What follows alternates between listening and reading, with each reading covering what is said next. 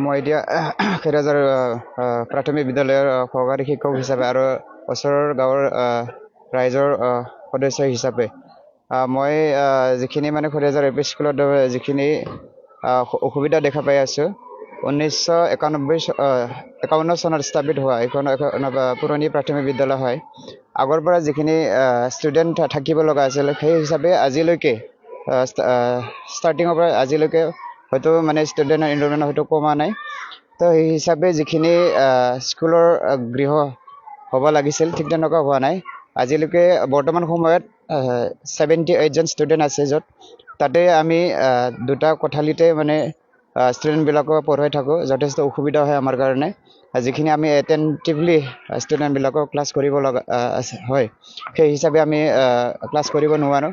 সেয়েহে মই অনুৰোধ কৰিব বিচাৰিছোঁ বৰ্তমান চৰকাৰক যে আমাৰ বিদ্যালয়ত আহি পেলাই অলপ পৰিদৰ্শন কৰি পেলাই যদি আমাক সুবিধাজনক যদি কোঠালি কৰি দিয়ে বা আমাক বাউণ্ডাৰী ৱাল দি দিয়ে, নিশ্চয় আমাৰ কাৰণে খুব সুবিধা হ'ব। আৰু আমি বৰ্তমান সময়ত যিখিনি শিক্ষাদান দি আছোঁ ল'ৰা ছোৱালীবিলাকক, তাতকৈ আমি হয়তো বেছি শিক্ষাদান দিব পাৰিম বুলি আমি খুব মনতে ইচ্ছা এটা আছে।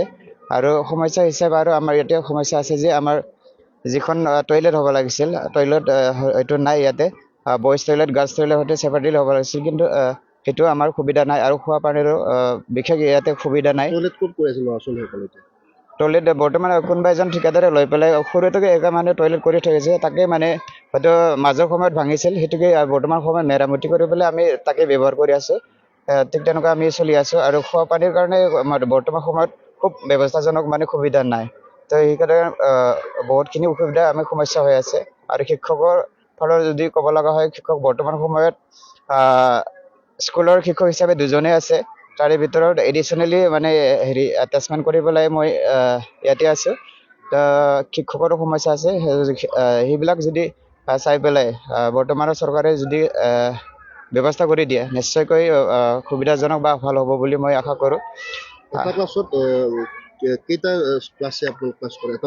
এটা ৰুমত বৰ্তমান সময়তো মানে ক্লাছ 1ৰ পৰা মানে 5লৈকে, আৰু লগতে আমি এইফালে শ্ৰেণীকো আমি ল'ব লগা হয়। এটা কোঠালিত আমি বৰ্তমান 3টাকৈ ক্লাছ বহাই পেলাই ক্লাছ কৰি থাকিব লগা হৈছে, য'ত নেকি আমি ভালকৈ মানে শিক্ষা দিবলৈ মানে মই ঘৰৰ পৰা চিন্তা কৰি আহিলেও হয়তো আমি দিব পৰা নাই।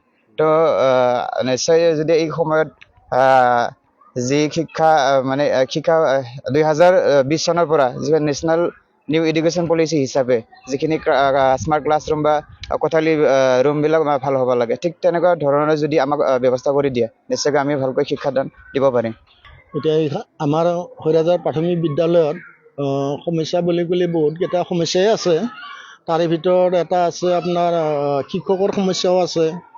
শিক্ষকৰ সমস্যা এইটোকে ক'ব বিচাৰিছোঁ মই। তাৰমানে আমাৰ যিহেতু ছাত্ৰ ছাত্ৰীৰ সংখ্যা ইয়াতে বহুত বেছি আছে। এতিয়া আমাৰ এটা সময়ত যোৱা বছৰত 80জন আছিলে ছাত্ৰ ছাত্ৰী। সেই অনুপাতে আমাৰ শিক্ষক কম আছিল। সেইকাৰণে আমি আজি 5 বছৰ ধৰি এটা মেডাম ৰাখিছোঁ নিজৰ পইচা দি পেলাই। তাৰমানে আমি ষ্টাফটো 3জন আছিলোঁ, 3জনে দিয়ে তাৰমানে 1000 দি 3000 টকাকৈ মাহত 3000কৈ দি পেলাই আজি আমি 5 বছৰে তেখেতক ৰাখি পেলাই কাম কৰাই আছোঁ। আৰু এইটোৱেই উদ্দেশ্যটো।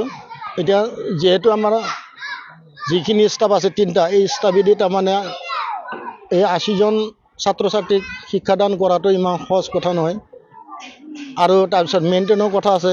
এতিয়া সৰু সৰু ল'ৰা ছোৱালীবিলাক ইফালে সিফালে দাউৰি থাকে, সেইটো চাবৰ কাৰণে এতিয়া আমাক শিক্ষকৰ প্ৰয়োজন হয়। সেইকাৰণে আমি সেইবিলাকৰ দিশত লক্ষ্য ৰাখিয়ে আমি তাৰমানে এক্সট্ৰাকৈ এটা মেডাম ৰাখি পেলাই আমি স্কুলখন চলাই আছোঁ। আৰু সমস্যাৰ ভিতৰত আমাৰ এইটো আছে, আমি তাৰমানে এতিয়ালৈকে আমাৰ কি কয় এইটো SSৰ পৰা এই টয়লেটটো পোৱা নাই। আগৰ যি টয়লেট আছিলে সেইটো SSৰ পৰা দিয়া নহয়, কোনোবা ঠিকাদাৰে ঠিকা লৈ পেলাই বনাই থৈ গৈছিল। এটা সময়ত এই লেট্ৰিনটো বেয়া হৈছিল, আমি পিছত মেৰামতি কৰি ল'লোঁ।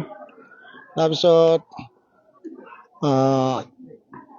আমাৰ ৰুম এইয়া শ্ৰেণীকোঠা আমাৰ দুটা মাত্ৰ আছে ডাঙৰ ডাঙৰ ৰুম, সিটোতে আমি তাৰমানে তিনিটা ইফালে তিনিটা সিফালে তিনিটা আমি ক্লাছ বহুৱাই পেলাই ক্লাছটো কৰি আছিলোঁ। তাৰপিছত আমাৰ ৰান্ধনী ঘৰে ইফালে পূব চাইডে ৰান্ধনী ঘৰ দিছিলে। তাৰপিছত এই ৰান্ধনী ঘৰটোকে আমি অলপ মানে বঢ়াই লৈ পেলাই এক্সটেনশ্যন কৰি আমি সেইটোকে মানে ক্লাছৰুম হিচাপে এতিয়া ব্যৱহাৰ কৰি আছোঁ।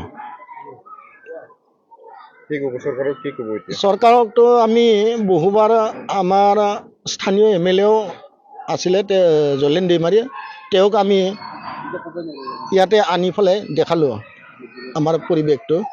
তেওঁ চাই মেলি কৰিম বুলি কৈছিলে, কিন্তু আজিলৈকে নহ'ল।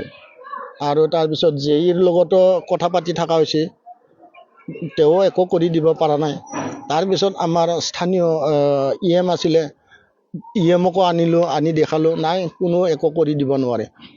তাৰপিছত যে আমি এই লমচৰাওৰ অৱস্থাৰ লগতো আমি আলোচনা কৰিছিলোঁ, কিন্তু নাই, নহ'ল। আজিলৈকে হৈ উঠা নাই কোনো এটা কামে। সমস্যাৰ বিষয়ে অৱগত কৰিছিল নে চৰকাৰক? হয়, JEকো কোৱা হৈছে আৰু BOকো কোৱা হৈছে। BOক আমি বহু কেইবাৰ আনিছোঁ। আমাৰ হেৰি এডুকেশ্যন ব্লকৰ যিটো ব্লক অফিচাৰ, তেওঁক বহু কেইবাৰ আনিছোঁ ইয়াত। তেওঁ মাত্ৰ কথাটো কৈ থাকে যে ছাত্ৰ ছাত্ৰীটো বাঢ়াব লাগে, ছাত্ৰ ছাত্ৰী বাঢ়াব লাগে। কিন্তু আমি ছাত্ৰ ছাত্ৰীটো বাঢ়াব পাৰিলোঁ হয় যদি আমাক চৰকাৰে অকণমান সুবিধা দিলে। এতিয়া আমাৰ বাউণ্ডাৰী ৱাল নাই, কিবা নাই, এতিয়া আমি ফুল এডাল ৰুব নোৱাৰোঁ, গছ এডাল ৰুব নোৱাৰোঁ। এই এনেকুৱা অৱস্থা। ল'ৰা ছোৱালী পঢ়া ৰুম কেইটা টোটেল এতিয়া আমাৰ সেই দুটাই আছে। এতিয়া এইটো আমি ব্যৱহাৰ কৰিম বুলি ভাবিছোঁ এই বাইদেউৰ লগত লগ লাগি পেলাই। যিহেতু তেওঁলোকে 12টা বজাতে গুচি যায়, আমি বাকীখিনি ইয়াতে ছাত্ৰ ছাত্ৰী মডেল অংগনবাদী। আৰু তাৰপিছত আমাৰ ইফালে যিটো আমাৰ এটা ৰুম দেখা পাইছে, এইটো তাৰমানে আমি ৰান্ধনী ঘৰটোকে অলপমান বঢ়াই লৈ পেলাই অলপ মেৰামতি কৰি এইটো মানে ক শ্ৰেণীৰ কাৰণে এটা হেৰি কোঠা এটা বনাই লৈছোঁ। চৰকাৰক কি আহ্বান জনাব এতিয়া আপোনালোকে? এতিয়া চৰকাৰক এইটোৱে আহ্বান জনাব বিচাৰোঁ আমি, যিহেতু ইয়াতে ছাত্ৰ ছাত্ৰীৰ প্ৰতি লক্ষ্য ৰাখিলে, কিন্তু আমাক যেনেকুৱা ফেচিলিটি দিব লাগিছিল এনেকুৱা দিয়া নাই। এতিয়া দিব লাগে। আৰু আমাৰ এটা এডিশ্যনেল ৰুমৰো প্ৰয়োজন আছে, সেইবিলাকো দিয়া নাই। যিহেতু আমি দেখা পাইছোঁ যে বেলেগ বেলেগ স্কুলত যেনেকৈ লাগে তাতকৈ বেছি আছে, কিন্তু সেইবিলাকত হ'লে দি থাকে, কিন্তু য'ত লাগে তাত দিয়াটো আমি দেখা পোৱা নাই। আমাৰ ওচৰতে বহুত কেইখন স্কুল আছে, LP স্কুল। সেই LP স্কুলবিলাকত কিন্তু কিছুমান স্কুলত তাৰমানে লাগাতকৈ বেছি ৰুম আছে, কিন্তু ফেচিলিটিবিলাক বা সুবিধাবিলাক তেওঁলোকৰ তাতে আহি থাকে, আমাৰ ইয়াত নাহে। আমাৰ এইবাৰ হেৰি আহিছিলে এইয়া মেৰামতিৰ পইচা, তাৰপিছত আহিল, ঠিকাদাৰো আহিল, চাই গ'ল, বেলেগৰ বিলাক হৈ গ'ল, আমাৰতো নহ'ল। এই অৱস্থা। এতিয়া এই বাৰাণ্ডাৰ কেঞ্চিবিলাক ভাঙি মানে আধা আধা হৈ আছে। এইটো কেতিয়াবা ভাঙি পৰিব, এইটোৰ কাৰণে আমাৰ ভয়হে লাগি আছে। এতিয়া এইটোকে আহ্বান জনাম মই যে যাতে সোনকালে আমাৰ এই বিদ্যালয়ৰ গৃহটো মেৰামতি কৰি দিয়ে।